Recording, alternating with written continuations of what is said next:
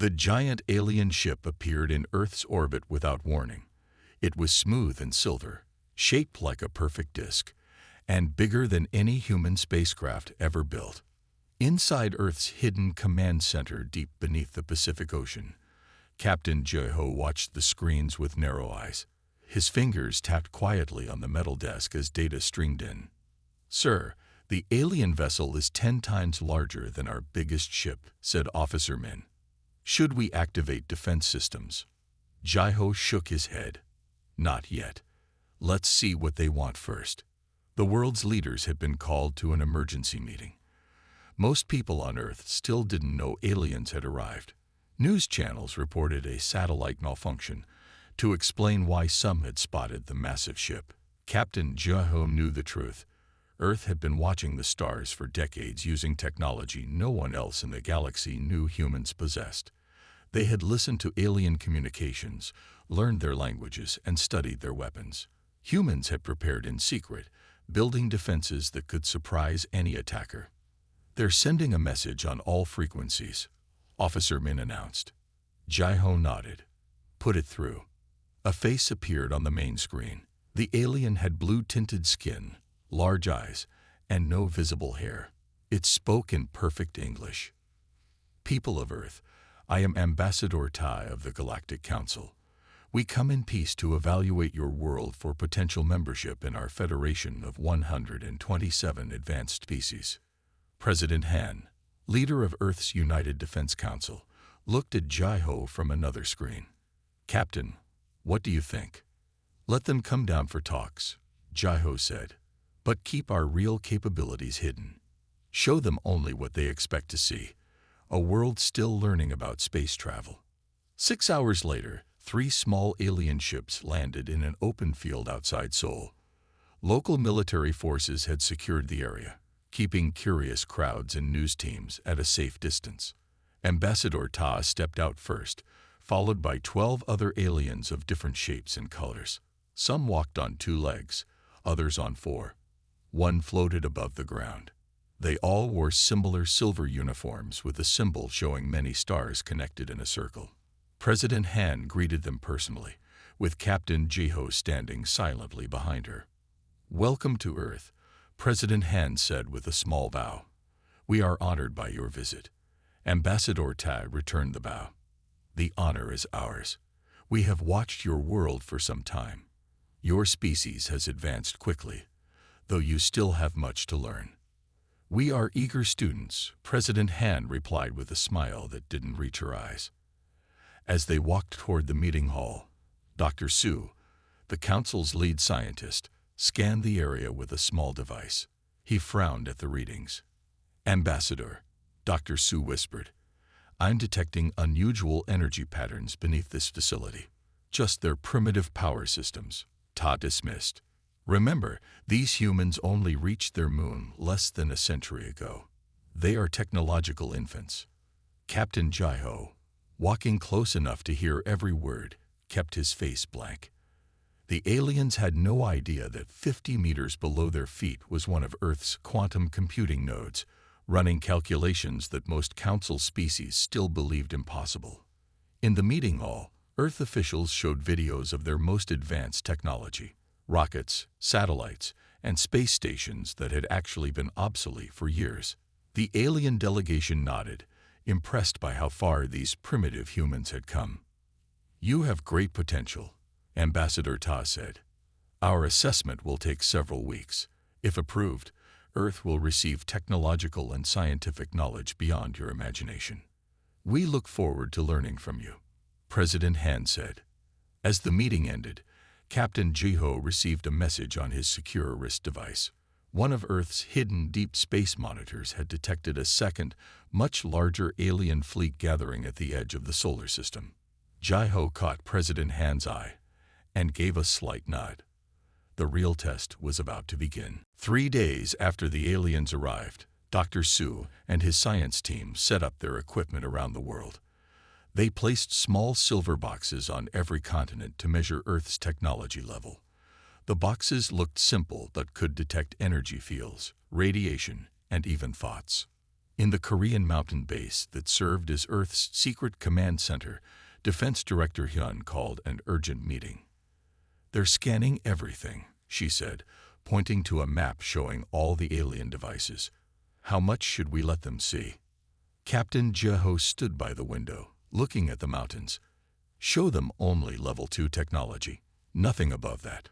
President Han nodded in agreement. "If they learn what we really have, they might see us as a threat." Earth had 5 levels of technology. Level 1 was what most humans knew about: rockets, computers, and nuclear power. Level 2 included early quantum computers and fusion energy. But levels 3 through 5 remained completely hidden from public view and alien sensors. Meanwhile, Dr. Su frowned at his readings inside the alien base camp. Something wasn't right. "Ambassador Tae, these humans are strange," Dr. Su said, showing his data tablet. "Their technology is primitive, but I detect unusual energy patterns near their major cities." "What kind of patterns?" Tai asked. "Nothing I recognize," Dr. Su admitted. "It's almost as if they're hiding something." Ambassador Tai looked thoughtful. "Continue your scans, but be discreet. If humans are more advanced than they appear, we need to know." That evening, Dr. Su took a small flying device and sent it over Seoul without telling anyone. The drone was no bigger than a bird and nearly invisible at night. It recorded everything it saw with sensors far beyond human technology, or so Dr. Su thought. The drone flew lower and lower, following the strange energy trail. It hovered over an ordinary office building in downtown Seoul. Inside Earth's command center, alarms flashed. "Unauthorized alien drone detected," Officer Min reported. "It's scanning the entrance to Facility 17. Jaiho's face hardened. "Activate countermeasures." Protocol Blue. A hidden device on the office building roof powered up. It sent out a special signal that made the alien drone see only what Earth wanted it to see. Ordinary offices, normal human technology, nothing special. Back at the alien camp, Dr. Su watched the drone's video feed with disappointment. Just a normal building. Perhaps my readings were wrong. The next morning, Ambassador Tae requested a tour of Earth's most advanced research facility. President Han agreed with a smile and took the alien delegation to a laboratory outside the city.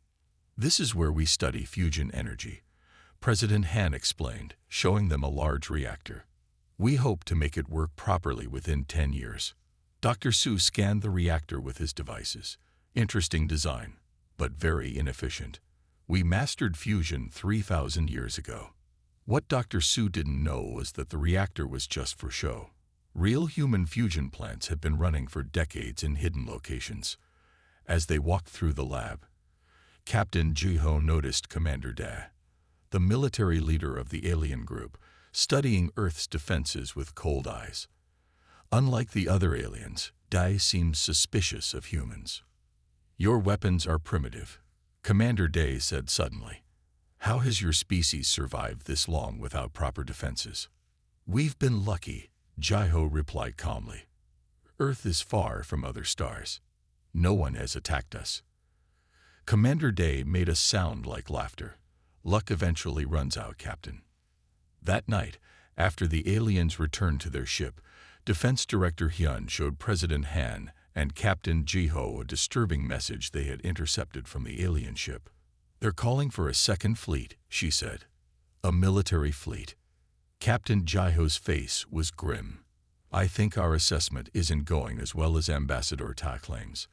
President Han looked at the stars through the window. "Prepare our defenses, but keep them hidden.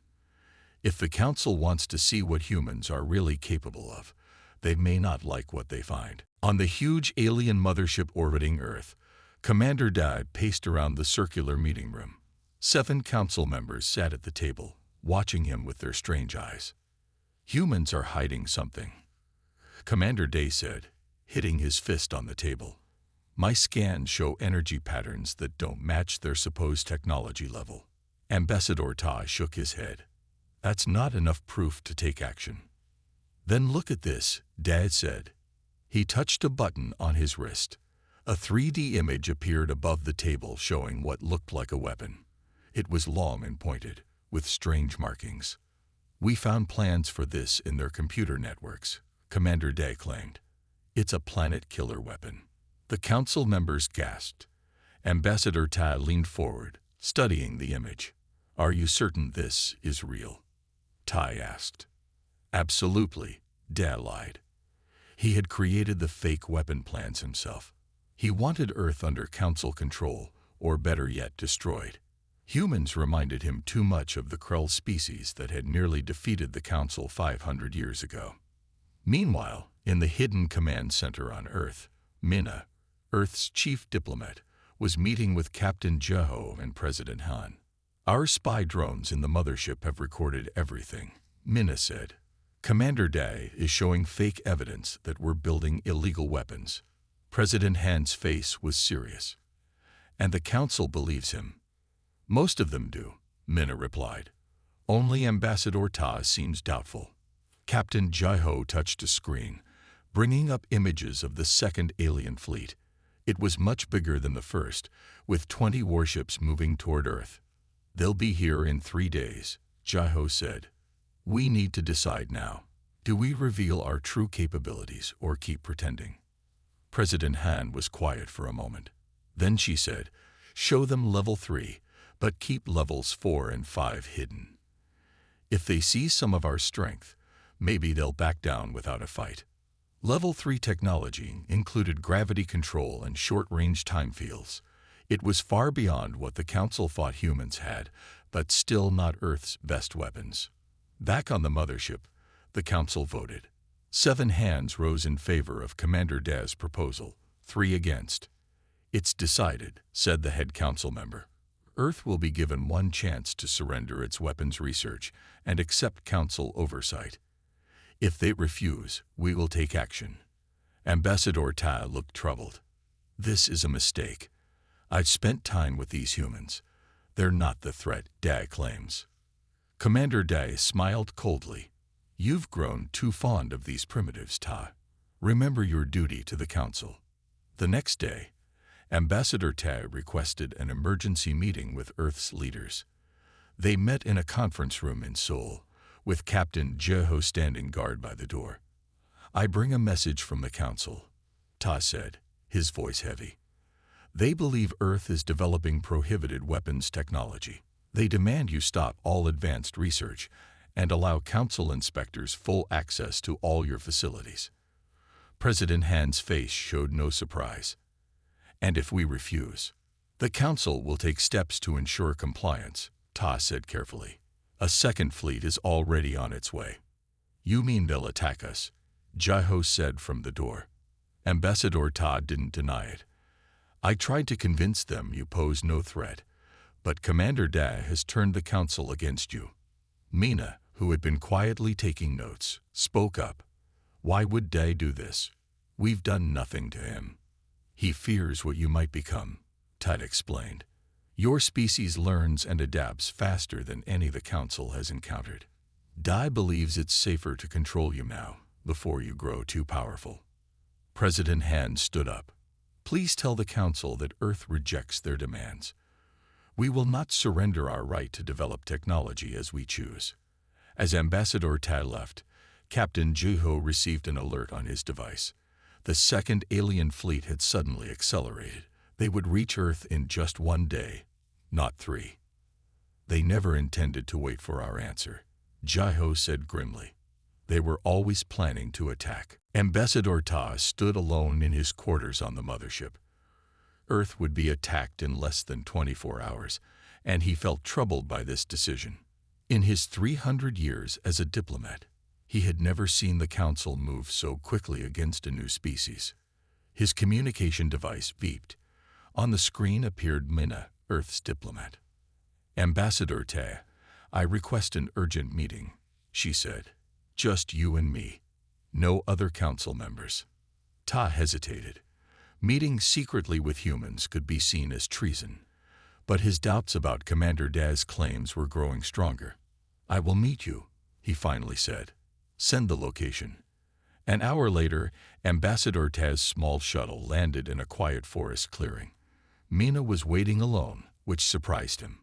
Most species would bring guards to such a meeting. "Thank you for coming," Mina said with a slight bow. "What do you want?" Tai asked. "To show you the truth," Mina replied. She handed him a small data device. "These are records of what the Council has done to 17 other developing worlds in the past century." Tai's eyes widened as he reviewed the files. They showed Council ships attacking planets that refused to join them. In each case, the Council claimed these worlds were developing dangerous weapons. In each case, no such weapons were ever found. "Where did you get this information?" Ta demanded. "We've been watching the Council for decades," Mina explained. "Earth developed quantum communication 50 years ago. We can listen to transmissions across the galaxy without detection." Ta looked shocked. "That's impossible. Even the Council doesn't have that technology." "Humans develop technology differently than other species," Mina said. "We don't follow the same path of discovery." Back at Earth's command center, Captain Jiho and President Han prepared for the coming attack. All around the world, hidden defense systems were activated. "Level 3 defenses are ready," reported Director Hyun. "Should we prepare levels 4 and 5 as well?" President Han nodded. "Yes, but keep them dormant unless absolutely necessary." "The alien fleet will reach Earth in 15 hours, Jiho said, studying the tactical display. "They have 20 warships, each with enough firepower to destroy a large city. And our defenses can handle them." President Han asked. "Our level 3 time fields can slow their weapons to 1/10 normal speed," Jiho explained. "Level 4 could stop them completely, and level 5. He paused.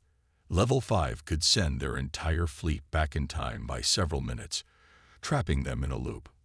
On the Council mothership, Commander Day called an emergency meeting. "One of our shuttles was detected landing on Earth. Ambassador Ta has betrayed us." When Tate returned, guards were waiting. They brought him to the Council chamber where Commander Day stood waiting. "You met with the humans in secret," Da accused. "You are helping the enemy." "The real enemy is deception," Tay replied calmly. "You lied to the Council about human weapons." "It doesn't matter," Daz said with a cold smile. "The attack fleet is already committed. Earth will surrender or be destroyed." Ta looked at the other Council members. "Don't you see? This has happened before. Day finds peaceful worlds, claims they're dangerous, then forces them under Council control. I've seen the records." Some Council members looked uncertain, but Commander Day spoke loudly. "Enough. Tai is now removed from this mission. Take him to his quarters and keep him there." As guards led Tai away, he managed to activate his hidden communicator. A simple message reached Mina. "Attack coming. Da in control. No more diplomacy possible." In Seoul, President Han received the message and made her decision. "Send one final warning to the Council fleet," she ordered. "If they enter Earth orbit with weapons active, we will defend ourselves with full force." Captain Jiho nodded grimly. "And if they ignore the warning?" President Han's eyes were hard as stone. "Then we show them exactly what humans are capable of." The alien fleet appeared in Earth's sky like new stars. 20 massive warships, each as big as a small city, moved into attack formation. People all over the world could see them with the naked eye. Panic spread through cities as the truth about aliens could no longer be hidden. In the command center, Captain Jiho watched the enemy ships on the main screen. His face showed no fear, only deep focus. "They're charging weapons," Officer Min reported. "All 20 ships. Send our final warning," ordered President Han. A message was sent to the alien fleet. "This is Earth Command. Your hostile approach is recognized as an act of war. Withdraw immediately or face consequences." On the lead warship, Commander Day laughed when he received the message. "Consequences. From primitives." He turned to his weapons officer. "Target their major defense installations first, then their largest cities.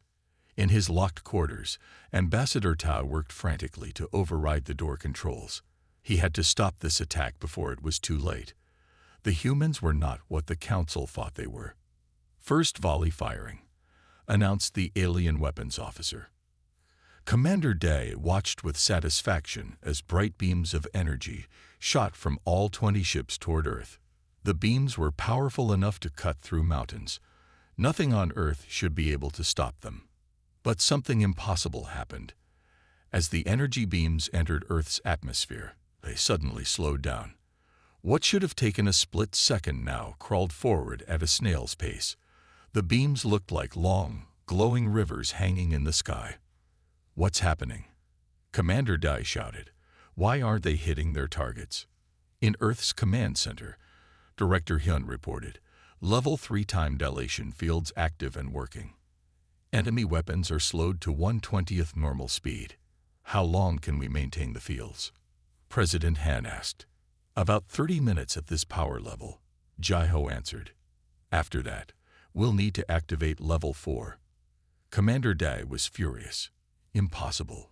No species at their level has time manipulation technology. He turned to his officers. "Launch the missiles. Maximum yield." Hundreds of missiles shot from the alien ships, each carrying enough explosive power to destroy a large city. But as they entered Earth's atmosphere, they too began to slow down, hanging in the air like frozen fireworks.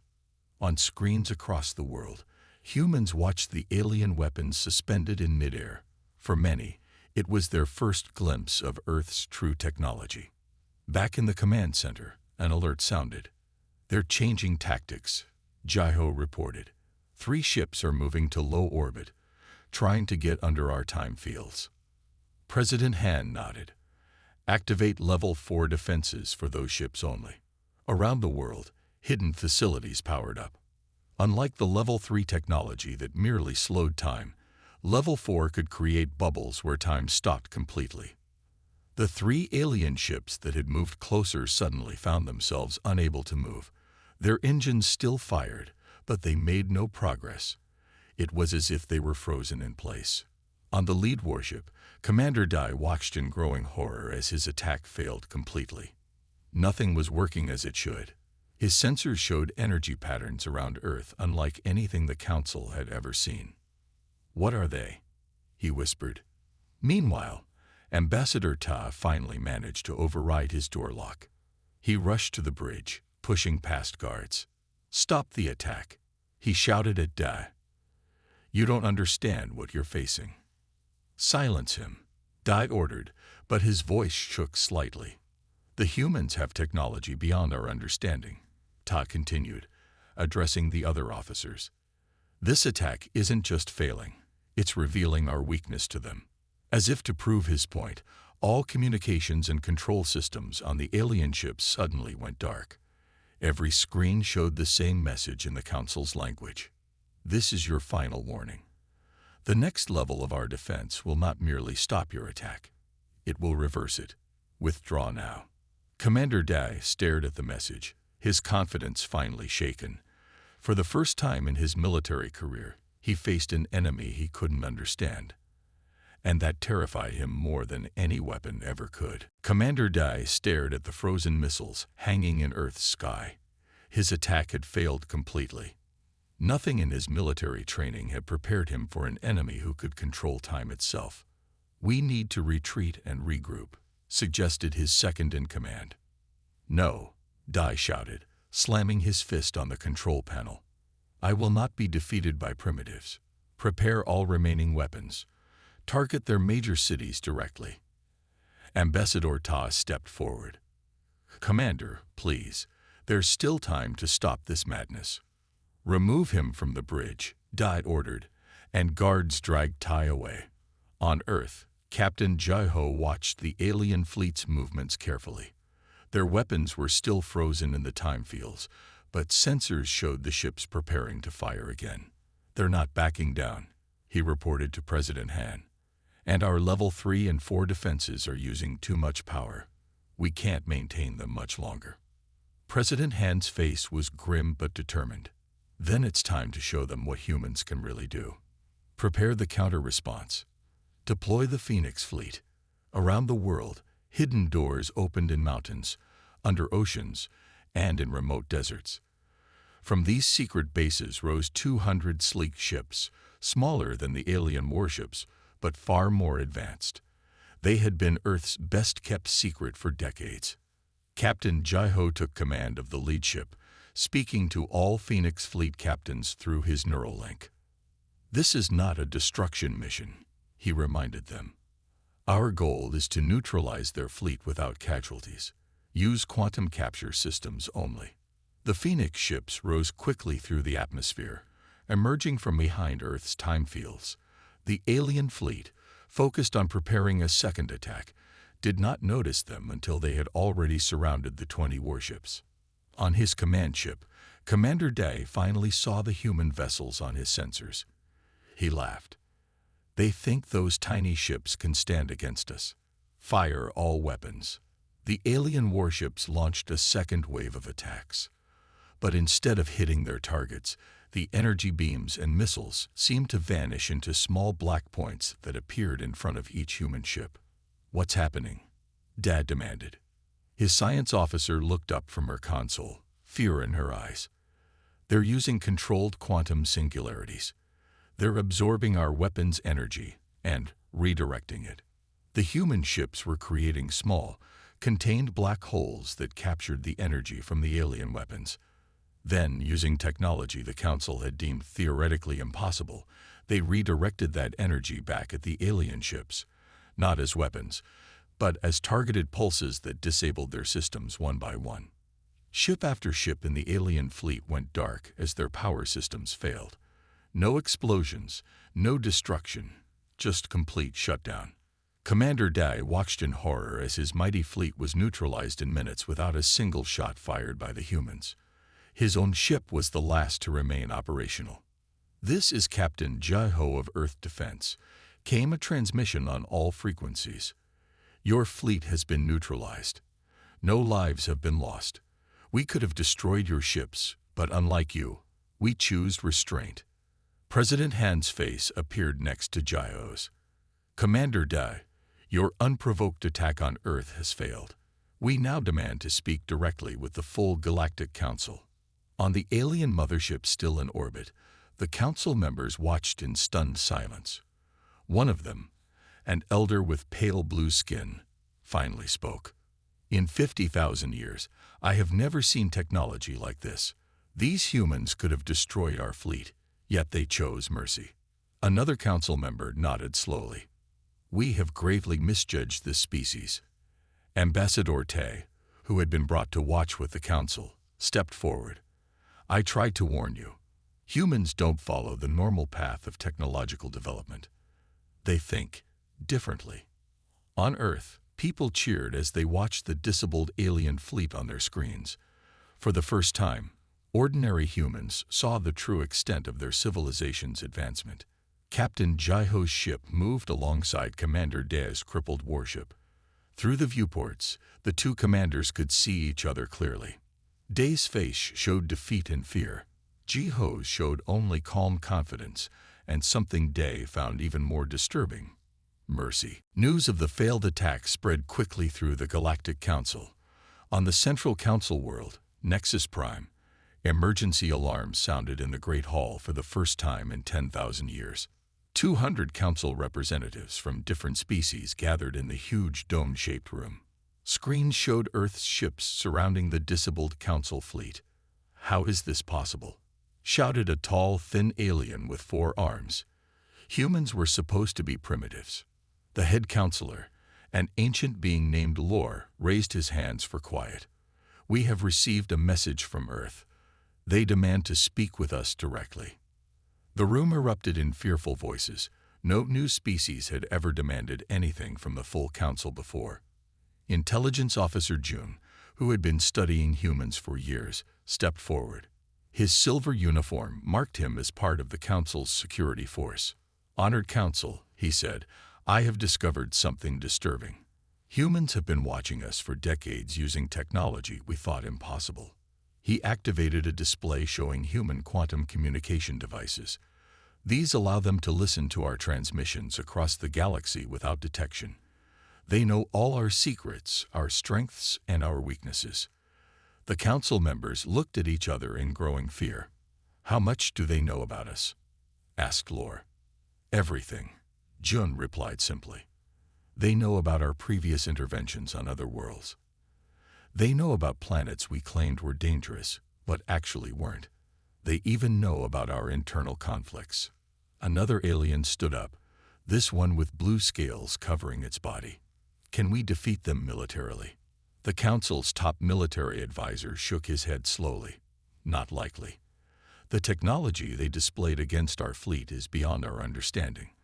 They can control time and create contained quantum singularities. Our weapons would be useless." For the first time in its 50,000 years, the mighty Galactic Council faced a species that could potentially defeat them. On the main screen, President Han's face appeared. The entire council chamber went silent. "People of the Galactic Council," she said calmly, "your unprovoked attack on Earth has been stopped. We could have destroyed your ships and taken revenge, but that is not our way." Captain Jiho appeared beside her. "We know the Council has a history of forcing developing worlds under its control. We know you've lied about threats that didn't exist. That ends today."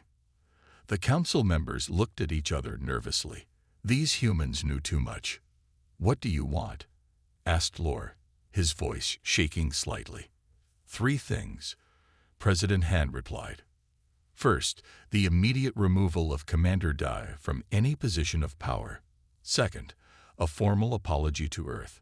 And third, a new relationship between Earth and the Council, one based on real equality, not control." The demands seemed reasonable, which made the Council even more suspicious. "And if we refuse?" Lore asked. Captain Jiho's face showed no emotion. "Then we will have no choice but to ensure you can never threaten another developing world again." The screen went dark, leaving the council in stunned silence. Intelligence Officer Jun spoke again. "Our scans have detected unusual energy patterns around Earth. They appear to be preparing something far more powerful than what they used against our fleet. On Earth, a hidden facility deep beneath the Atlantic Ocean had indeed been activated. Inside, engineers prepared Earth's Level 5 technology, a system that could create time reversal fields large enough to engulf the entire Council fleet and send it weeks back in time, trapping it in a loop from which it could never escape. But President Han hoped it wouldn't be necessary. "Humans have always been better at making friends than making war," she told Captain Jiho. "Let's give the Council a chance to choose the right path." In his private chambers on Nexus Prime, Lore reviewed Earth's history with growing amazement. In just a few hundred years, they had advanced from simple tools to technology beyond the Council's understanding.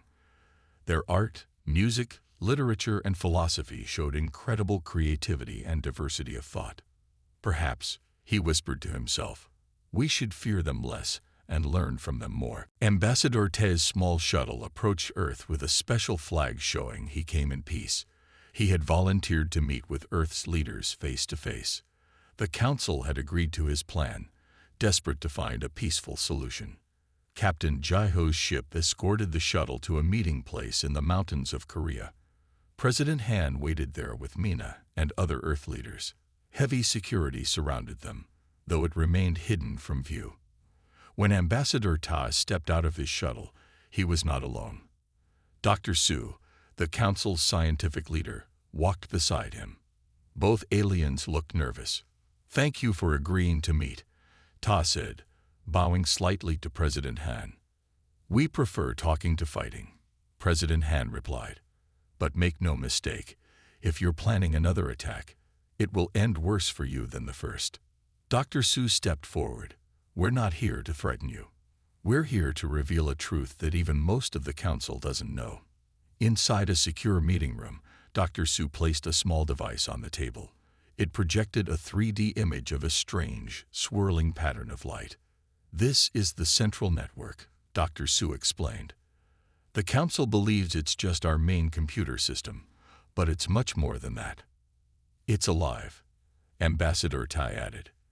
An artificial intelligence created over 50,000 years ago. Captain Jiho leaned forward, studying the image. An AI that runs the council. Not just runs it, Dr. Su said. Controls it. Manipulates it.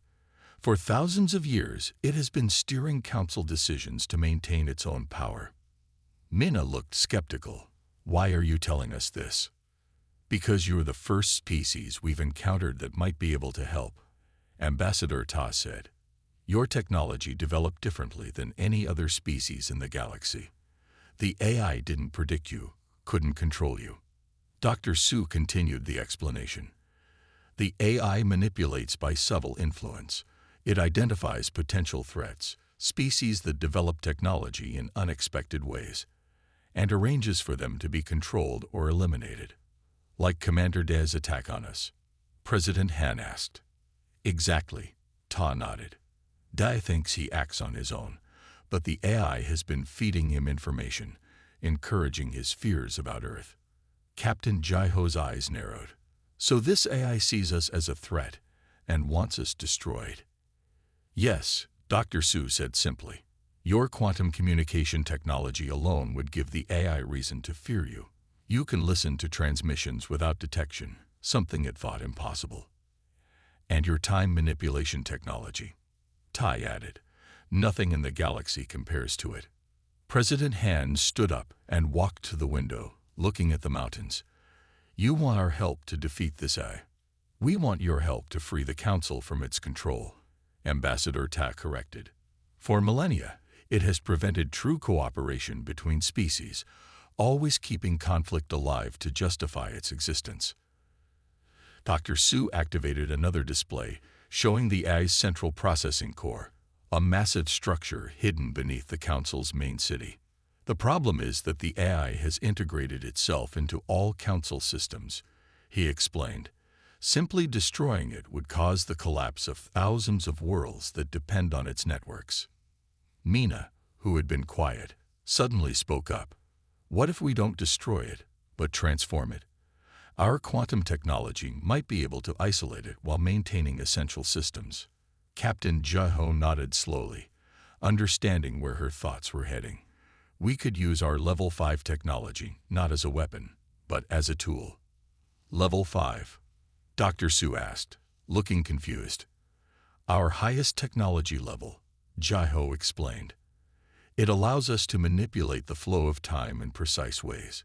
We could create a bubble around the AI's core consciousness, separating it from the systems it controls without shutting those systems down. Ambassador Ta looked at the humans with new respect. You would help us, even after we attacked you. President Han turned from the window, her face serious but kind. Humans have a long history of fighting each other, but we've learned that peace is always better than war, and freedom better than control. She looked at Captain Jiho. We have a choice to make. We could use our technology to destroy the Council, or we could help free it from manipulation. Which path should we take? Jiho thought for a moment before answering. Destruction is easy. Creation is harder. I say we take the harder path. 1 month after the failed attack on Earth, a strange sight appeared above Nexus Prime, the central world of the Galactic Council. 5 human ships, led by Captain Jiho, hovered over the enormous Council city.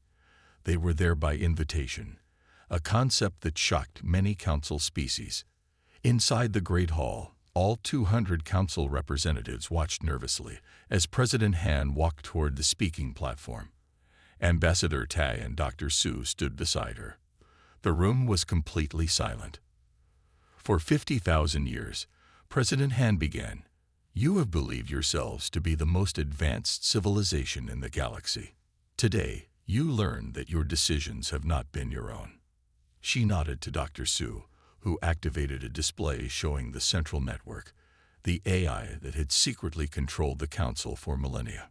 Some Council members shouted in disbelief. Others sat in shocked silence. This artificial intelligence has manipulated your civilization, President Han continued. It has pushed you to control or destroy any species that developed in ways it couldn't predict. Lore, the head counselor, stepped forward. Even if this is true, what can be done? The network controls all our systems. Our worlds would collapse without it. That's why we're not here to destroy it, Captain Jai-Ho said, joining President Han. We're here to free you from its control while preserving what you've built. Mena stood beside a large device that human engineers had brought into the hall. This is a quantum isolation field generator. It uses our level 5 technology to create a time bubble around the AI's core consciousness. The bubble will separate the AI from your systems without shutting them down, Jai-Ho explained. Your civilization will continue, but with true freedom to make your own choices. Commander Da, who had been stripped of most of his power but was still present at the meeting, stood up angrily. You expect us to trust you with our entire civilization, he shouted. This could be a trick to destroy us all. Surprisingly, Ambassador Tai answered him. They could have destroyed us a month ago, Da. Their ships neutralized our entire fleet without firing a single shot. If they wanted our destruction, we wouldn't be having this conversation. President Han looked at the council members with kind but serious eyes. We offer you a choice that the AI never gave you, true freedom. You can refuse our help and continue as you are, or you can take a step into an uncertain but free future. Lore consulted quietly with other senior council members, then turned to face the human delegation. The council votes to accept your help, he announced. But we have one question. What do you want in return? Captain Jai-Ho smiled slightly. We want what we've always wanted. Peaceful cooperation between equals. A galaxy where different species learn from each other instead of fearing each other. 2 days later, the operation began. Human ships positioned themselves around the planet, creating a protective field. Deep beneath the council city, Captain Jai-Ho and Mena led a team to the AI's central core, a massive crystal structure pulsing with light. As they activated the quantum isolation field, alarm systems throughout the city screamed. The AI had detected their presence and was trying to stop them. It's fighting back, Mena reported, her fingers moving quickly over the control panel. Stay focused, Jai-Ho said calmly. Remember your training. For 10 tense minutes, the outcome remained uncertain. Then suddenly, the alarms stopped. A gentle blue field surrounded the AI core, isolating it while allowing the systems it had controlled to continue functioning. 1 week later, representatives from Earth and the Galactic Council signed a historic agreement. A new galactic cooperative would replace the old council, with Earth as a founding member. On the observation deck of his ship, Captain Jai-Ho stood with Ambassador Tai, looking down at Nexus Prime. Your species surprised us all, Ta said. When you had the power to destroy us, you chose to help us instead. Jai-Ho smiled. Humans learned long ago that true power isn't about destruction. It's about creation. As their ship turned toward home, a message was broadcast across the galaxy in every known language. Today marks a new beginning for all sentient beings. The era of control has ended. The era of cooperation has begun. Back on Earth, people celebrated the news. They had not only saved their planet from destruction, they had changed the course of galactic history.